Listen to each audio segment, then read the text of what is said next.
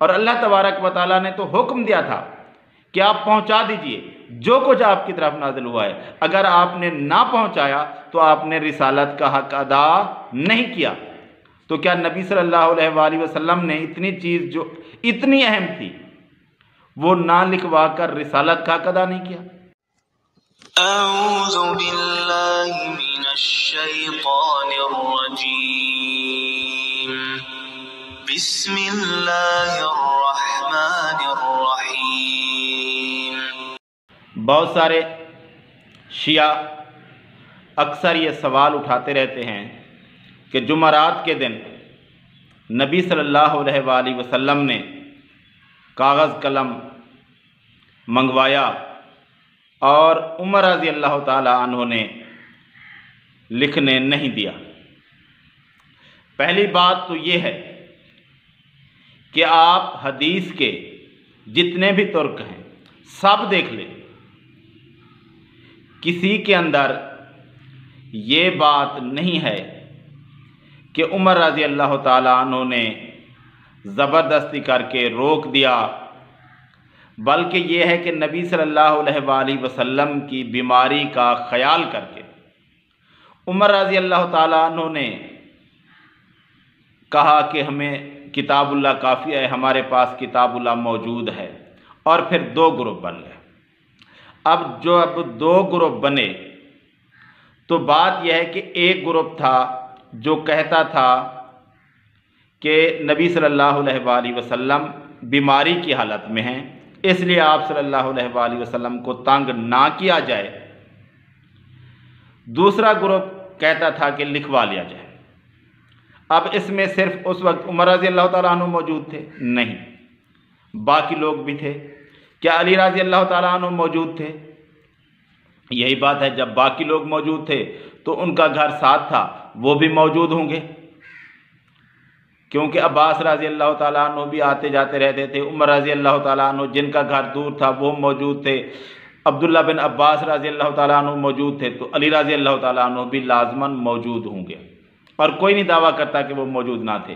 तो अली रज़ी अल्लाह ताला अन्हु किस ग्रुप में थे?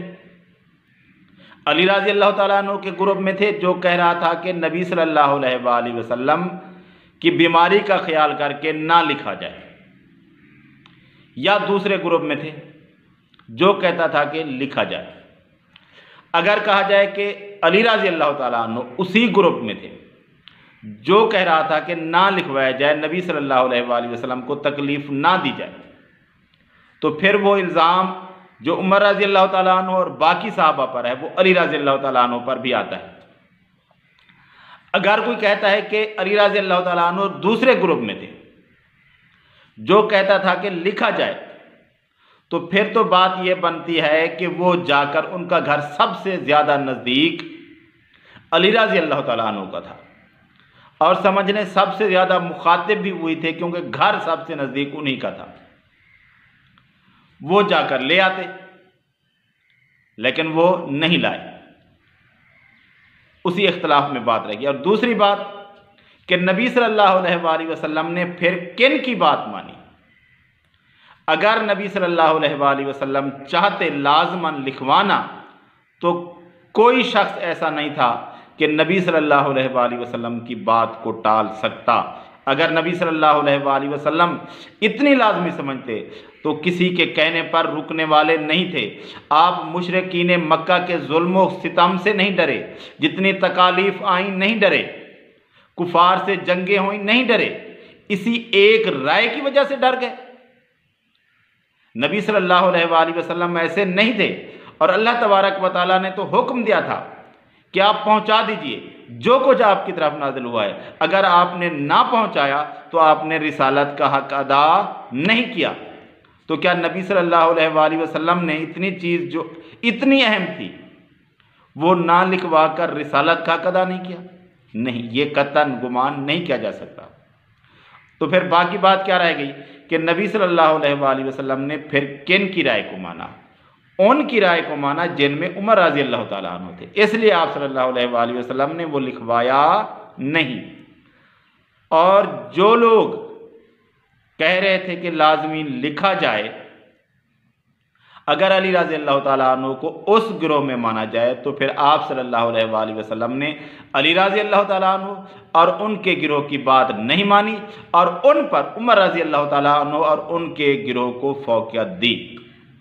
तो जिनकी बात का अल्लाह के रसूल ने लिहाज रखा, जिनकी बात को सही समझा कि अब इतनी अहम बात नहीं है कि लिखवा दिया जाए, लोग नहीं भूलेंगे। नबी सल्लल्लाहु अलैहि वसल्लम ने तो यही फरमाया कि मैं तुम्हें लिखवा देता हूं कि तुम बाद में भूलो नहीं। तो जब उमर रज़ी अल्लाह ताला अन्हु के ग्रुप ने कहा कि हमारे लिए कुरान और हदीस काफ़ी है, तो नबी सल्लल्लाहु अलैहि वसल्लम ने किताबुल्लाह से, हदीस भी किताबुल्लाह में ही शामिल है, तो नबी सल्लल्लाहु अलैहि वसल्लम ने उनकी राय को सही समझा, इसलिए नहीं लिखवाया। तो जिनकी बात को नबी ने, जिनकी राय को नबी ने बेहतर समझा, फिर आज कोई शख्स उठकर उन पर एतराज लगा दे। बेशक अब्दुल्ला बिन अब्बास रज़ी अल्लाह ताला अन्हु की राय थी बाद में कि अगर वो बात लिखवा दी जाती, यानी कौन सी लिखवाते, क्या नबी सल्लल्लाहु अलैहि वसल्लम अगर खिलाफत लिखवाते तो अबू बकर की लिखवाते, जो कुछ दिन पहले इरादा किया था फिर नहीं लिखवाया था। और अली रज़ी अल्लाह ताला अन्हु के दौर में या उनके बाद अब्दुल्ला बिन अब्बास रज़ी अल्लाह ताला अन्हु ने यह बात उस वक्त की जब लोग अबू बकर रज़ी अल्लाह ताला अन्हु की खिलाफत पर इनकार करने लगे थे। कुछ राफजी ज़हनियत के लोग पैदा हो गए थे अब्दुल्ला बिन सबा की औलाद से, रूहानी औलाद से। उस वक्त ये अब्दुल्ला बिन अब्बास रज़ी अल्लाह ताला अन्हु ने बयान की। तो अगर अली रज़ी अल्लाह ताला अन्हु उमर रज़ी अल्लाह ताला अन्हु के ग्रुप में थे तो नबी सल्लल्लाहु अलैहि वसल्लम ने उस ग्रुप की बात मान ली, और अगर आप कहते हैं कि उस ग्रुप में नहीं थे तो फिर नबी सल्लल्लाहु अलैहि वसल्लम ने उनकी बात को नहीं माना, उनकी बात को सही नहीं समझा, बल्कि उनकी राय को सही समझा, जो कि कहते हैं कि लिखने की ज़रूरत नहीं है।